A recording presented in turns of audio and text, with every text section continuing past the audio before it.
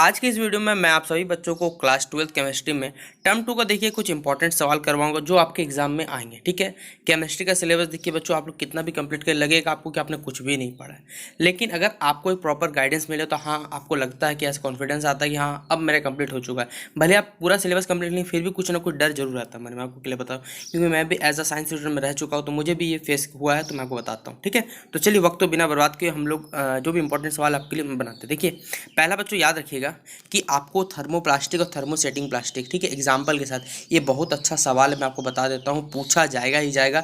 आपको जब आपके टीचर ने पढ़ाया तब भी ये बताया होगा कि आपको तापदृढ़ जो हिंदी माध्यम बच्चे उन्हें तापदृढ़ प्लास्टिक कहा जाता है। ठीक है, वो सवाल पूछा जाता है। तो 13 नंबर सवाल को तो बच्चों VBI कर लीजिए। एक बच्चों आपको एंटीसेप्टिक और ट्रांसक्यूलाइजर, इसे हिंदी में प्रतिरोधी कहा जाता है, प्रसाधन कहा जाता है। ठीक है, लेकिन आपको याद रखिएगा एग्जाम्पल भी देना पड़ेगा साथ में। एंटीसेप्टिक तो आपको याद रहेगा, लेकिन अब आपका MCQ में क्या आएगा कि which of the following is an antiseptic, which of the following is an tranquilliser. तो ये आपको पूछा, इसलिए आप दोनों सवाल को VBI कर लीजिए, पूछा जाएगा ही जाएगा। ठीक है, बहुत अच्छा सवाल है, मार्क करिएगा। अगला बच्चों सेक्शन सी जो हमारा, देखिए मैं आपको बता देता हूँ कि जितने आपको बच्चों मॉडल सेट में न्यूमेरिकल दिए हुए वो आप सारा करके जाइए, सारा एक भी छोड़ के नहीं जाइएगा वरना आप फंस जाइएगा। क्योंकि देखिए सारा जितना बार आप बना लीजिएगा आपके मन में खुद विश्वास आएगा हाँ कि अब न्यूमेरिकल सॉल्व हो सकता है, क्योंकि केमिस्ट्री के न्यूमेरिकल बहुत मोस्टली कम ही जगह बनवाए जाते हैं किसी भी इंस्टीट्यूट में। इसलिए जितने मॉडल सेट में आपके हैं वो सारे कर लीजिए, बस आपका कंप्लीट हो जाएगा। इसके अलावा आपको देखिए केमिस्ट्री एक्स्ट्रा न्यूमेरिकल पढ़ना नहीं, और जहाँ भी न्यूमेरिकल आएगा वहाँ और का ऑप्शन दिया रहेगा। अगर आप उसको छोड़ भी दीजिए तो कोई दिक्कत वाली बात है नहीं, मैं क्लियर बता देता हूँ। ठीक है, तो ये जो 15 नंबर सवाल है बच्चों कि the rate constant of a reaction at 500 की एंड 700 केल्विन आर 0.02 पर सेकंड एंड 0.0%। ये देखिए रेट कांस्टेंट दिया हुआ है, आपको कैलकुलेट करना क्या, हमें एक्टिवेशन एनर्जी निकालना log 2 का। देखिए पहला बात तो आपके एग्जाम में साइंटिफिक कैलकुलेटर अलाउड नहीं, इसलिए आपको देखिए log 2 का वैल्यू तक यहाँ दे दिया गया log 7 में, ताकि आपको क्या हो सके पूरा मान जो एग्जैक्ट मान है वो निकाला। इसलिए आप घर में बना के ट्राई करिएगा, तभी आपको पता चल सकेगा। अगला आप सभी बच्चों को देखिए अगर चाहिए कि सर इसका आंसर कैसे है तो वो भी मैं बना दूंगा, मुझे कोई आपत्ति नहीं है, लेकिन थोड़ा सा मुझे समझ चाहिए, क्योंकि आप जानते हैं क्योंकि क्वेश्चन सॉल्व करने में समय जरूर लगता है। मुझे अलग से इसके लिए अगले से पेपर सेट बनाना पड़ेगा, फिर आपको उसके अलग अलग वीडियो बनाना पड़ेगा। ठीक है, अगर उसमें दिक्कत है तो मैं आपको बता देता हूँ, ये सारा का सारा मॉडल सेट हमारे मेरे चैनल पर एक आपको सजेस्टेड चैनल मिल जाएगा जहाँ पर न्यू अकेडमी, वहाँ सारा का सारा मॉडल सेट सॉल्व किया। अगर आपने वो वीडियो तो वहाँ से आकर देख लीजिएगा। ठीक है, वहाँ न्यूमेरिकल तक बताया हुआ है। देखिए अगला सवाल बच्चों आप लोग टिक करिएगा, स्ट्रक्चर वाला सवाल। देखिए एक स्ट्रक्चर वाला बच्चों सवाल पूछा ही जाएगा, या तो एसिड पूछा जाएगा, फेवरेट सवाल एग्जामिनर का, या फिर बच्चों XeO3 और SF4। ये सारे के सारे सवाल जो है स्ट्रक्चर में पहले तो कर लीजिएगा, लेकिन अच्छा से याद रखिए स्ट्रक्चर वाला जितना आपके NCERT में एक्सरसाइज में याद रखिएगा, पहले तो बैलेंस्ड केमिकल के उसमें बैलेंस करने वाला और साथ ही साथ स्ट्रक्चर बनाने वाला, ये सवाल पूछे जाएंगे ही जाएंगे, आप चाहे कितना भी पढ़ लीजिए। ठीक है, और मोस्टली अलग अलग टाइप के पूछा जा सकता है। ठीक है, उसके बाद तो रिएक्शन, उर्ज फिटिंग, ठीक है, कार्नी-ज़ारो रिएक्शन, विलियम सिंथेसिस रिएक्शन, ठीक है, हैबर्स प्रोसेस के द्वारा हैबर्स प्रोसेस क्या होता है, ये सारे के सारे सवाल पूछे जाएंगे, क्योंकि ये VBI सवाल है बच्चों। क्योंकि आप जहाँ भी पढ़े हो आपको तो अब टीचर ने बोला भी होगा, मैं क्या बोलूँ बताइए, आपके टीचर खुद बोला कि इसको करना है उर्ज रिएक्शन, उर्ज फिटिंग रिएक्शन, ये सिंथेसिस विलियम सिंथेसिस रिएक्शन, ये क्यों आपको पता है, हॉफ एंड ब्रोमाइड रिएक्शन, ये सारे के सारे रिएक्शन करने हैं आपको। हॉफ इसमें एक भी रिएक्शन छोड़ना नहीं, कपलिंग रिएक्शन हो चाहे कार्नी-ज़ारो रिएक्शन, मैं बता देता हूँ आपको। ठीक है, अगला बच्चों देखिए क्या होगा हमें बताना है कि जब हम लोग एसिडी को क्या कराते हैं NH2OH के साथ क्या कराते हैं अभिक्रिया का, तब क्या होगा।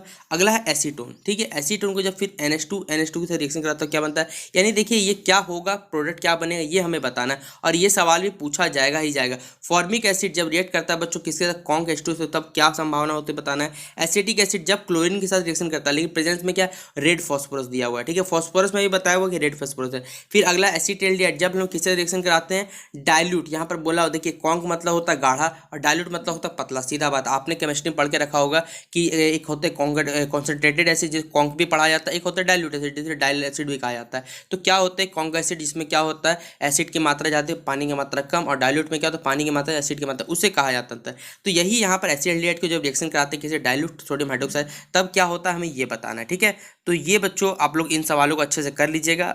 ठीक है, अब कुछ और सवाल है जो मैं आपको टिक करवाता हूँ, आप उसे टिक करते चलिएगा। एक बच्चों पहले तो ऑब्जेक्टिव कुछ टिक कर लीजिए कि वाई इज एब्जॉर्प्शन ऑलवेज, यानी अधिशोषण हमेशा, जब भी कोई चीज़ एब्जॉर्प्शन होता है वो एक्सोथर्मिक प्रोसेस ही क्यों होता है ये बताना है। ठीक है, क्यों कहलाता है ये उष्मक्षेपी, ये बताना। ये बहुत अच्छा सवाल है, मार्क करिएगा। कोऑर्डिनेशन नंबर निकालने दिया जाएगा, ये भी जान लीजिए। IUPAC नाम तो रट लीजिए, और IUPAC का फुल फॉर्म आपको ऑब्जेक्टिव में पूछा जा सकता है, तो याद रखिएगा international union of pure and applied chemistry, इसका फुल फॉर्म याद रखिएगा। IUPAC नाम आपको लिखने दिया जाएगा एग्जाम में, ठीक है। अगला सवाल बच्चों, मोनोमर पॉलीमर चैप्टर तो आपको पढ़ना ही पड़ेगा, उसमें ग्लूकोज जितने सारी चीज़ें वो पढ़ना ही पड़ेगा, क्योंकि बहुत अच्छे अच्छे सवाल वहाँ से पूछे जाते हैं। ऑब्जेक्टिव में बच्चों वहीं पर मोस्टली आप लोग फंसिएगा, ठीक है, सीधा बात है। बायोमोलिक्यूल्स पढ़ लीजिएगा अच्छे से।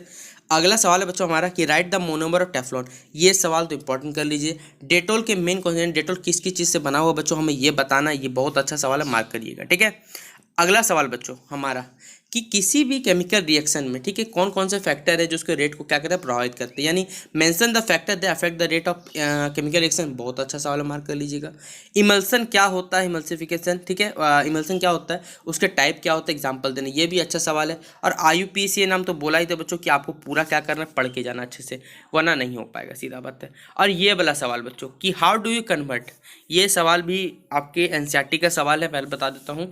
और ये सवाल एकदम पूछा जाएगा ही जाएगा, एक सवाल हो, ऑब्जेक्टिव में हो, सब्जेक्टिव में हो, एकदम यहाँ से बच्चों भिड़ेगा कि जब क्या होता है, जब हम लोग क्या कराते हैं, आप इथेनॉल को कैसे कन्वर्ट करिए, ब्यूटन 1,3 डाइऑल में करना है, फिर उसको ब्यूट टू इनल में बदलना है, और ब्यूट टू इनोइक एसिड बदलना है। कैसे आप बदलिएगा, कौन सा प्रोसेस से बदलिए, क्या मेथड होता है, ये सारे के सारे, अब कौन सा रिएक्शन होगा, आपको दे देगा रिएक्शन, अब पूछेगा ये कौन सा रिएक्शन, ऊर्जा रिएक्शन है, फिटिंग रिएक्शन है, विलियम्स कौन सा रिएक्शन है, ये इसलिए सारे के सारे जितने रिएक्शन है बच्चों पढ़ के जाइए, मैं बता देता हूँ। वहाँ से सवाल भिड़ेगा ही भिड़ेगा, भले ही आपके मॉडल सेट में नहीं दिया हुआ, लेकिन याद रखिएगा वहाँ से सवाल एकदम आने वाला है, क्योंकि आप जाके देख लीजिएगा मोस्टली बहुत कम ही सवाल S ब्लॉक P ब्लॉक से दिया हुआ रहता है, लेकिन रिएक्शन वाला जहाँ सबसे ज़्यादा पूरा आप जहाँ देखिएगा वहाँ पर मिलेगा।